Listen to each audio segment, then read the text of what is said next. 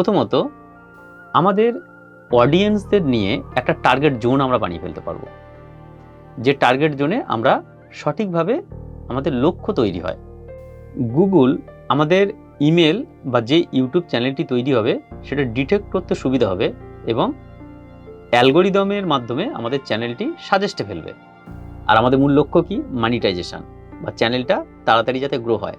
আর Google যদি আমাদের সাজেস্টে ফেলে তাহলে আমরা আমাদের লক্ষ্যে পৌঁছাতে পারবো। তাহলে আর দেরি কিসের? আমরা খুব তাড়াতাড়ি একদম সঠিক পন্থা অবলম্বন করে আমাদের চ্যানেলটি ক্রিয়েট করে ফেলবো, তবে পুরানো ইমেলে নয়, নতুন ইমেলে। আচ্ছা, আপনাদেরকে বলে রাখি, আপনারা যে ইউটিউব চ্যানেল বানাচ্ছেন বা ইউটিউব চ্যানেল বানাবেন, ইউটিউব চ্যানেল কেন বানাবেন এই নিয়ে আমি নেক্সট ভিডিও নিয়ে আসবো, যাতে ইউটিউব সম্পর্কে যাবতীয় তথ্য আপনারা পেতে পারেন। এই ভিডিও তো শেষের পথে, তো ভিডিও শেষ করার আগে 2-3টে কথা একটু আপনাদের বলে রাখি। আপনার নিশ্চয়ই চ্যানেল রয়েছে, আপনার চ্যানেলের নাম কি কমেন্টে অবশ্যই জানাবেন। আপনার চ্যানেল যে বানিয়েছেন কোন ইমেল দিয়ে বানিয়েছেন, নতুন নাকি পুরানো?